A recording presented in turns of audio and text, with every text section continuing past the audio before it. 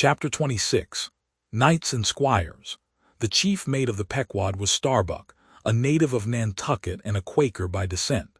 He was a long, earnest man, and though born on an icy coast, seemed well adapted to endure hot latitudes, his flesh being hard as twice-baked biscuit. Transported to the Indies, his live blood would not spoil like bottled ale. He must have been born in some time of general drought and famine, or upon one of those fast days for which his state is famous.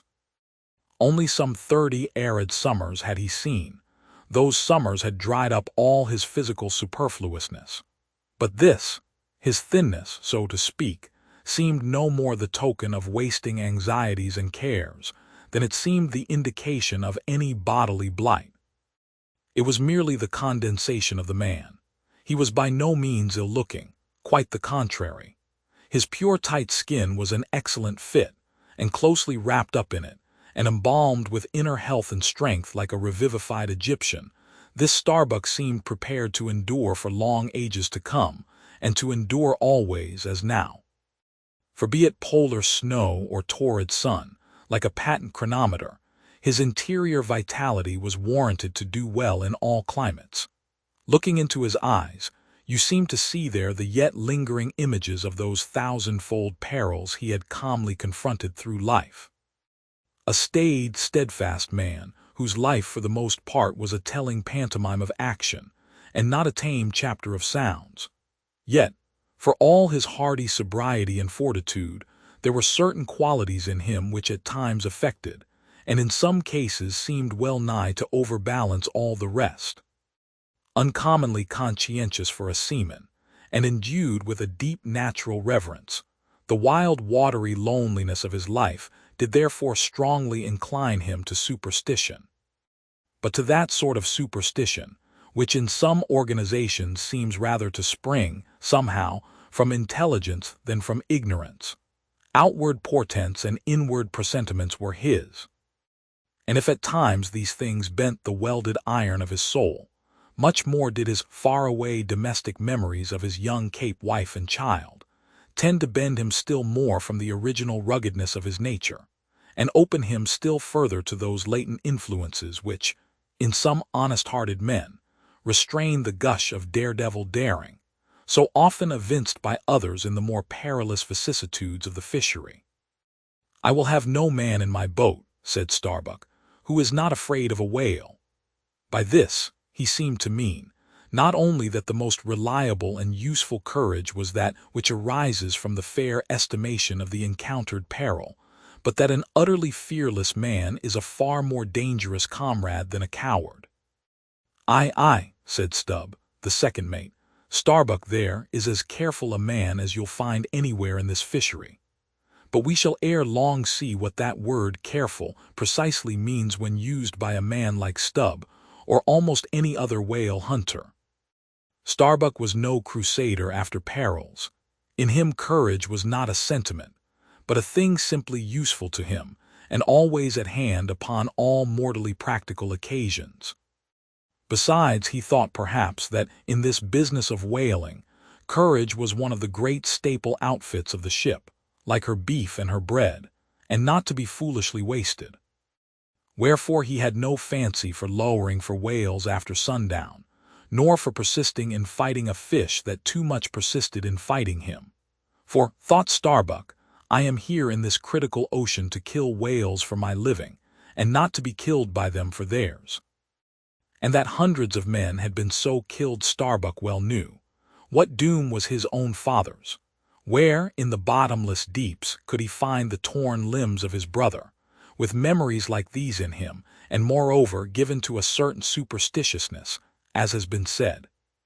The courage of this Starbuck which could, nevertheless, still flourish, must indeed have been extreme.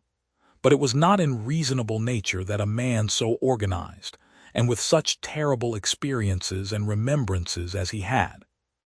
It was not in nature that these things should fail in latently engendering an element in him, which, under suitable circumstances, would break out from its confinement and burn all his courage up. And brave as he might be, it was that sort of bravery chiefly, visible in some intrepid men, which, while generally abiding firm in the conflict with seas or winds or whales, or any of the ordinary irrational horrors of the world, yet cannot withstand those more terrific, because more spiritual terrors, which sometimes menace you from the concentrating brow of an enraged and mighty man. But were the coming narrative to reveal in any instance the complete abasement of poor Starbuck's fortitude, scarce might I have the heart to write it, for it is a thing most sorrowful, nay shocking, to expose the fall of valor in the soul. Men may seem detestable as joint stock companies and nations. Knaves, fools, and murderers there may be. Men may have mean and meager faces. But man, in the ideal, is so noble and so sparkling, such a grand and glowing creature, that over any ignominious blemish in him all his fellows should run to throw their costliest robes. That immaculate manliness we feel within ourselves, so far within us, that it remains intact though all the outer character seem gone, bleeds with keenest anguish at the undraped spectacle of a valor-ruined man. Nor can piety itself, at such a shameful sight, completely stifle her upbraidings against the permitting stars. But this august dignity I treat of is not the dignity of kings and robes, but that abounding dignity which has no robed investiture. Thou shalt see it shining in the arm that wields a pick or drives a spike, that democratic dignity which, on all hands, radiates without end from God, Himself, the great God absolute, the center and circumference of all democracy. His omnipresence, our divine equality.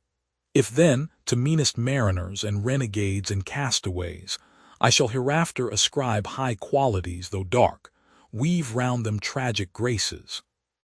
If even the most mournful, perchance the most abased, among them all, shall at times lift himself to the exalted mounts, if I shall touch that workman's arm with some ethereal light, if I shall spread a rainbow over his disastrous set of sun, then against all mortal critics bear me out in it, thou just spirit of equality, which hast spread one royal mantle of humanity over all my kind. Bear me out in it, thou great democratic God, who didst not refuse to the swart convict, Bunyan, the pale, poetic pearl, thou who didst clothe with doubly hammered leaves of finest gold the stumped and paupered arm of old Cervantes. Thou who didst pick up Andrew Jackson from the pebbles, who didst hurl him upon a war horse, who didst thunder him higher than a throne, thou who, in all thy mighty, earthly marchings, ever cullest thy selectest champions from the kingly commons. Bear me out in it, O God,